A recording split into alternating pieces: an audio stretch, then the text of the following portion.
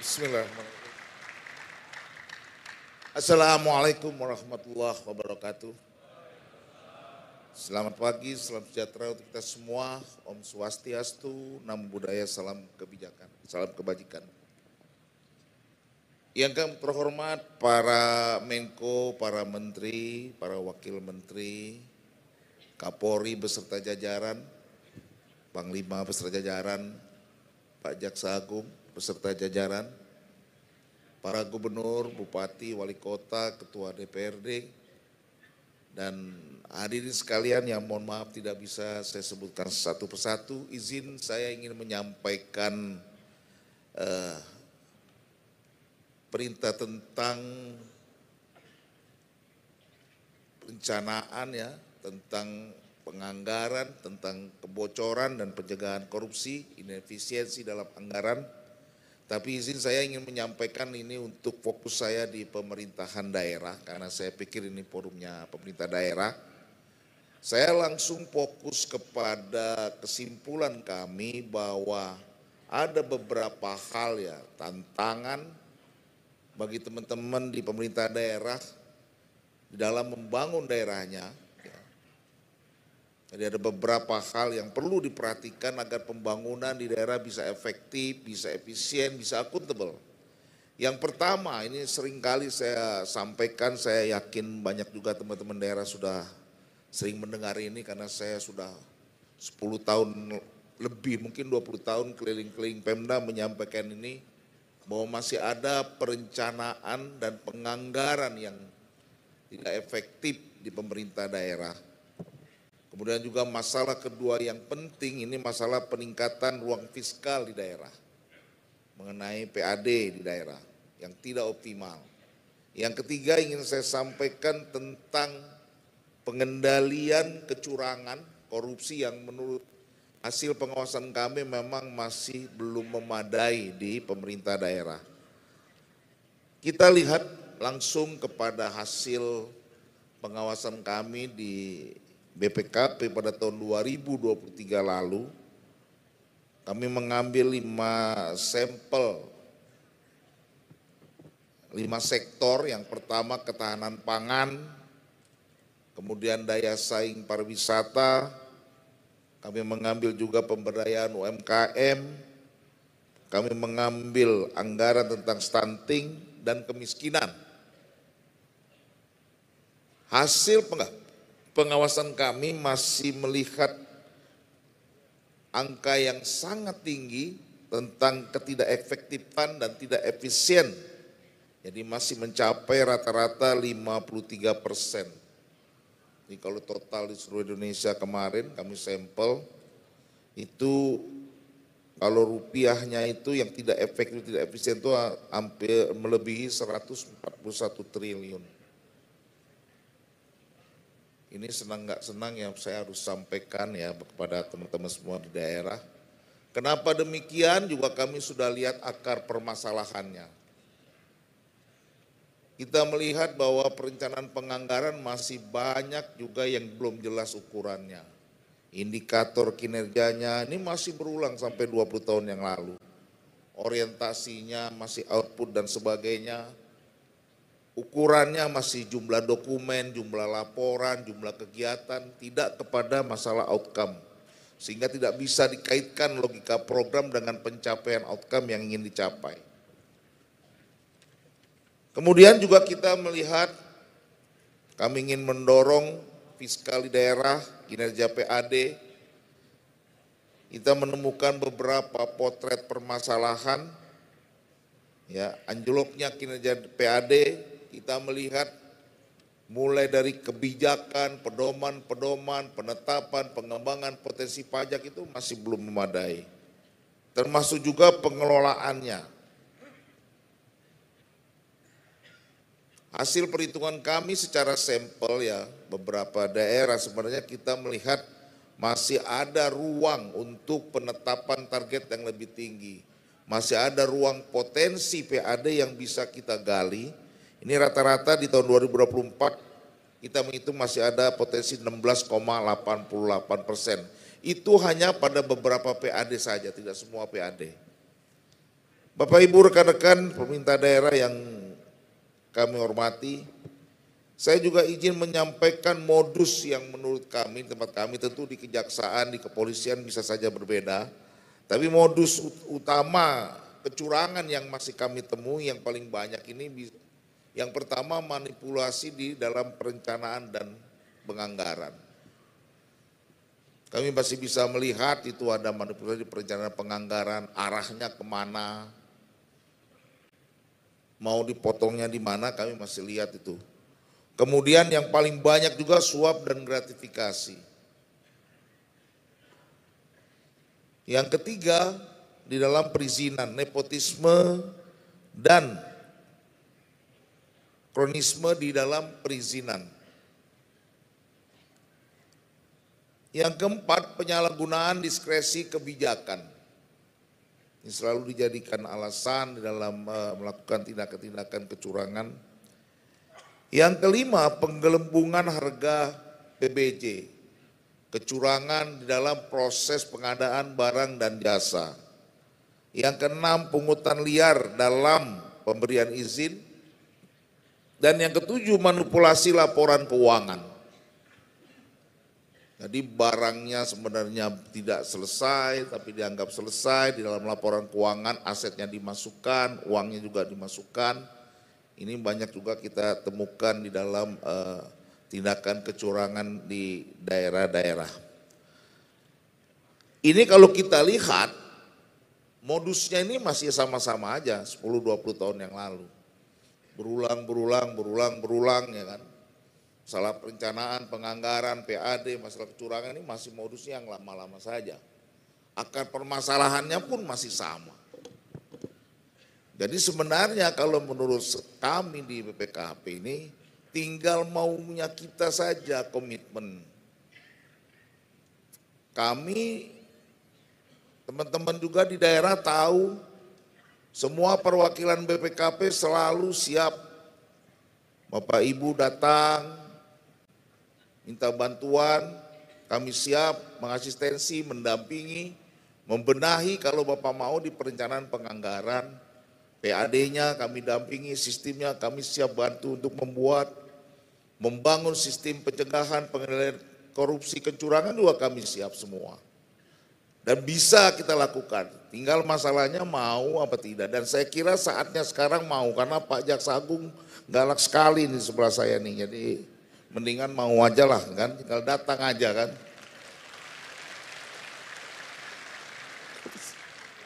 Itu teman-teman di sebelah sana tuh.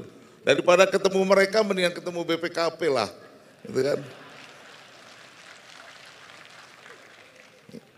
Ya ini mengingatkan aja nih kan, semua juga udah tahu sebenarnya. Cuma untung-untungan aja, mudah-mudahan gak ketangkap atau ketangkap aja sebenarnya kan. Jadi makanya saya tidak banyak bicarakan, karena sebenarnya sama-sama sudah tahu kita nih. Tahu ngelesnya segala macam sama-sama udah tahu, tinggal kucing-kucingan aja. Teman-teman, ini potretnya ya, hanya 9% dari Pemda yang menurut kami penilaian kecurangannya sudah memadai. Bayangkan cuma 9%, 90%-nya belum memadai. Banyak komponen-komponen yang masih terbuka. Pilar-pilar pengendalian kecurangan yang sebenarnya kita sudah siapkan yaitu, itu masih 59% rata-rata belum diterapkan di daerah. Jadi masih banyak sekali. Dan ini ya 20 tahun lalu ya begini juga. Jadi sebenarnya juga hampir bosan juga saya menyampaikan itu. Jadi sebenarnya tinggal mau aja. Makanya yang penting ya leadernya lah. Mudah-mudahan ada nanti dapat gubernur, bupati, wali kota yang mau membenahi lah sebenarnya.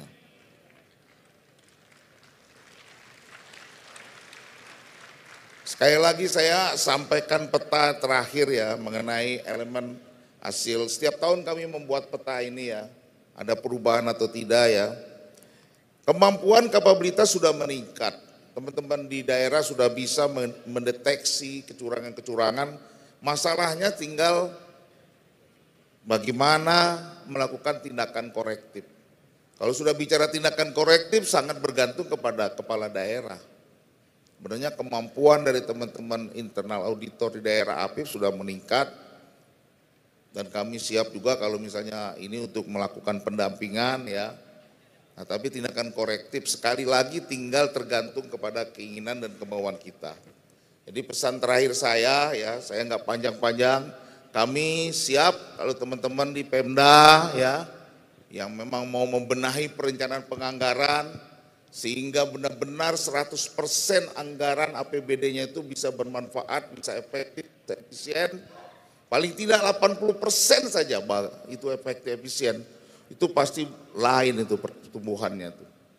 Dan kami siap mendampingi, karena kami udah tahu semua akar masalahnya dan sudah disampaikan berkali-kali.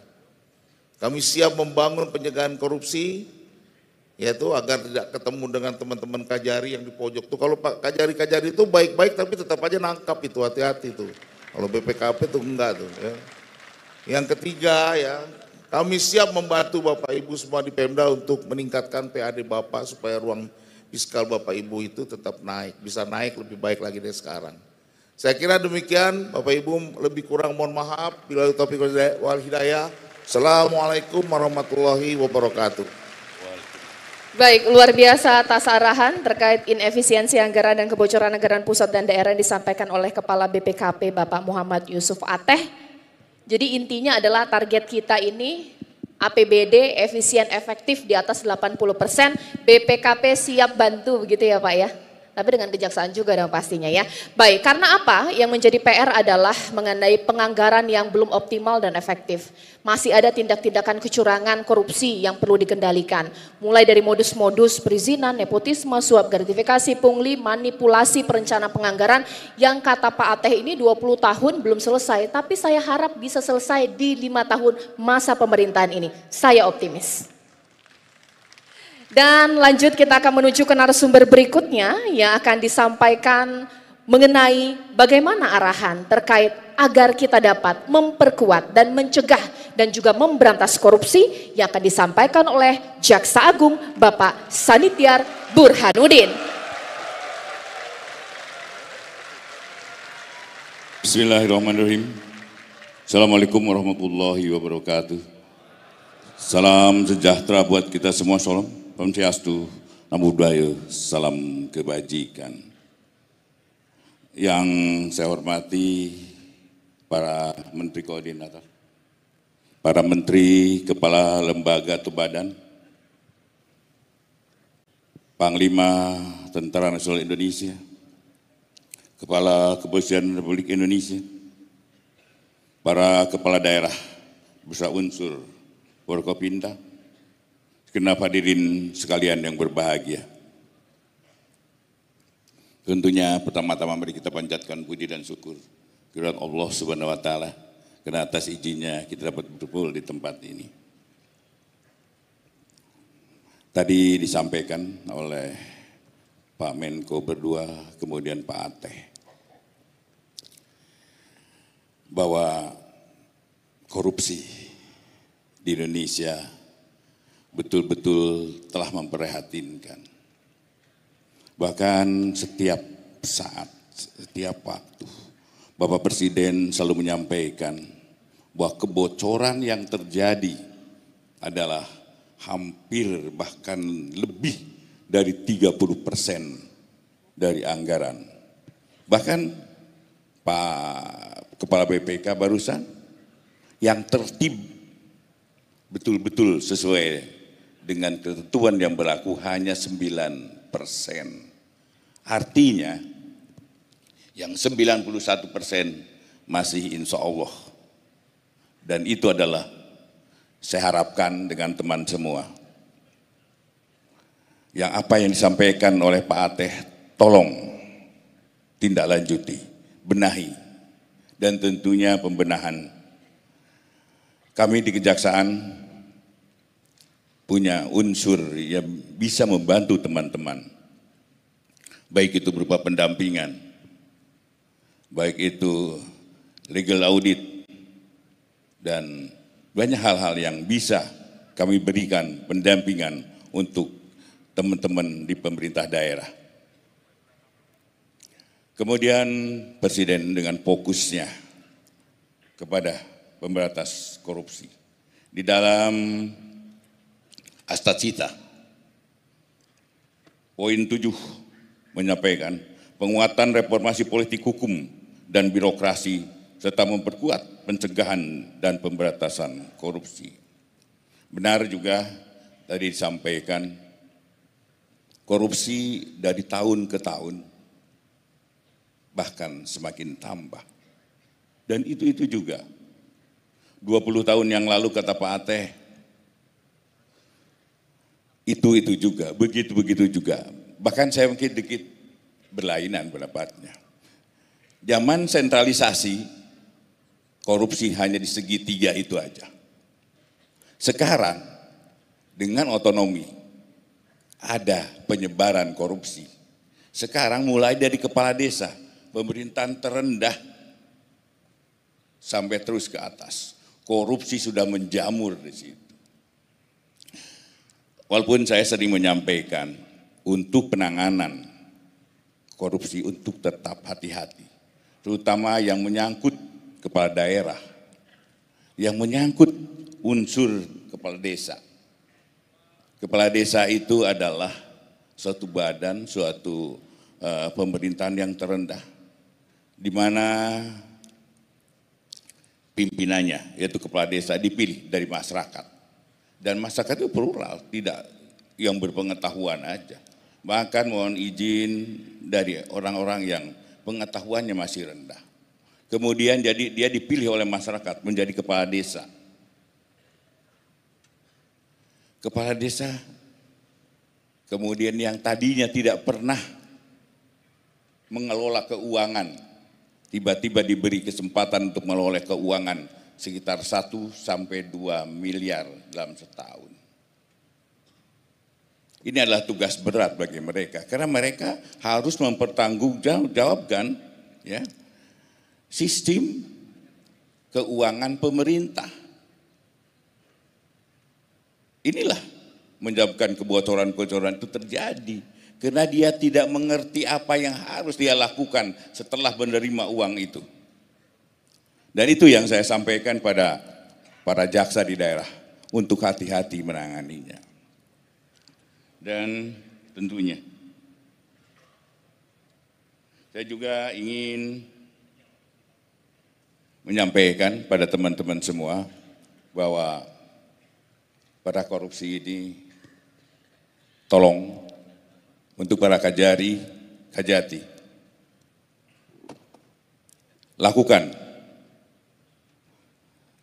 penindakan, dan setelah penindakan berikan mereka perbaikan sistemnya. Karena juga sampai dari tahun ke tahun korupsi yang terjadi adalah tetap itu aja. Kalau kita tidak merubah dan memperbaiki sistem yang ada, dan itu akan terjadi menjerat kita semua. Saya minta para kajari, setelah kalian melakukan pemberkasan, kalian melakukan persidangan, setelah keputusan, lakukan koordinasi dengan pemerintah daerah setempat, lakukan perbaikan sistemnya, dan sistem-sistem itu jangan sampai terulang. Kajati sanggup? Lakukan itu. Dan apabila kalian tidak memperhatikan apa yang saya sampaikan, kalian justru yang saya akan tindak.